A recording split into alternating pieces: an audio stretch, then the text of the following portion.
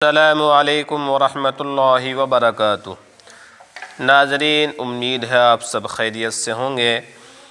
آج میں آپ کی خدمت میں میت کو نہلانے کا مکمل طریقہ بیان کروں گا، تو طریقہ سنیے۔ جب نہلانے اور کفنانے کا سب سامان جمع ہو جائے اور میت کو نہلانا چاہیں تو جس تختے پر میت کو نہلانا ہو، پہلے اس کو اگربتی یا لوبان یا کسی اور خوشبودار چیز سے 3 یا 5 مرتبہ دھنی دیں، پھر میت کو اس پر لٹا دیں، پھر اس کے بدن کے کپڑے، کرتا بنیان وغیرہ کینچی یا چاقو سے کاٹ کر نکال دیں، اور جو کپڑے ناف سے نیچے پہنے جاتے ہیں جیسے پائجامہ، پینٹ، تہبند وغیرہ، ان کو اتارنے سے پہلے ایک تہبند ناف سے پنڈلی تک ڈال دیں اور اس تہبند کے اندر ہی اندر کپڑے اتار لیں۔ کپڑے اتارنے کے بعد اپنے بائیں ہاتھ میں دستانہ پہن لیں، اگر دستانہ نہ ہو تو ہاتھ پر کوئی کپڑا لپیٹ لیں اور سب سے پہلے مٹی کے 3 یا 5 ڈھیلوں سے میت کو بڑا استنجا کرائیں۔ ڈھیلے سے چھوٹا استنجا کرانے کی ضرورت نہیں، پھر پانی سے چھوٹا اور بڑا استنجا کرائیں، یعنی پاخانہ اور پیشاب کی جگہ کو پانی سے دھو کر خوب اچھی طرح صاف کر دیں، اور استنجا کرانے سے اس بات کا خیال خاص رکھیں کہ میت کی ناف سے گھٹنوں تک کے حصے پر نگاہ نہ پڑے اور نہ بغیر دستانہ یا کپڑے کے اس حصے پر ہاتھ لگے۔ استنجے سے فراغت کے بعد ہاتھ سے دستانہ نکالیں اور پھر میت کو وضو کرائیں۔ وضو میں نہ گھٹوں تک ہاتھ دھوئیں، نہ کلی کرائیں اور نہ ناک میں پانی ڈالیں، بلکہ وضو کرانے میں سب سے پہلے روئی کا فوہیا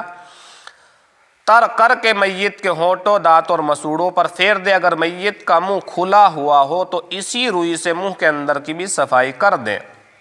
پھر اس روئی کو پھینک دیں۔ اس طرح 3 مرتبہ کریں، پھر اسی طرح 3 مرتبہ روئی کے فوہے سے ناک کے سوراخوں کو صاف کر دیں، پھر میت کے منہ، ناک اور کانوں میں روئی لگا دیں تاکہ وضو کراتے وقت اور نہلاتے وقت پانی اندر نہ جا سکے۔ پھر 3 مرتبہ میت کا منہ دھوئیں، پھر دونوں ہاتھ کہنیوں سمیت دھوئیں، پھر سر کا مسح کرائیں، پھر دونوں پیر ٹخنوں سمیت دھوئیں۔ وضو سے فراغت کے بعد میت کے سر کو، اگر مرد ہو اور داڑھی ہو تو داڑھی کو بھی صابن سے دھو کر صاف کر دیں، پھر میت کو بائیں کروٹ پر لٹا دیں، دائیں کروٹ اوپر رہے اور بائیں کروٹ نیچے رہے، پھر سر سے پیر تک 3 مرتبہ پانی اس طرح بہائیں کہ نیچے بائیں کروٹ تک پہنچ جائے، پھر میت کو داہنی کروٹ پر لٹائیں اور 3 مرتبہ سر سے پیر تک اس طرح پانی بہائیں کہ نیچے داہنی کروٹ تک پہنچ جائے، پھر میت کو سر کی جانب سے اپنے بدن کی ٹیک لگاتے ہوئے اس طرح اٹھائیں کہ بیٹھنے کے قریب ہو جائے، پھر آہستہ آہستہ اس کے پیٹ کو اوپر سے نیچے تک ملیں۔ اگر کوئی غلاظت نکلے تو اس کو کسی چیز سے پونجھ کر پانی سے دھو دیں۔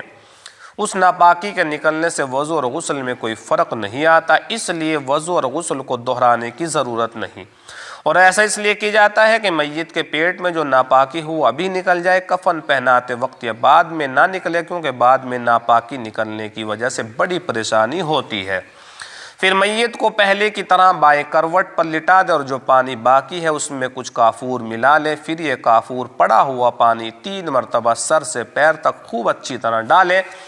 کہ نیچے بائیں کروٹ تک پہنچ جائے، پھر ہاتھ میں دستانہ پہن کر کسی کپڑے یا تولیے وغیرہ سے میت کے سارے بدن کو صاف اور خشک کر دیں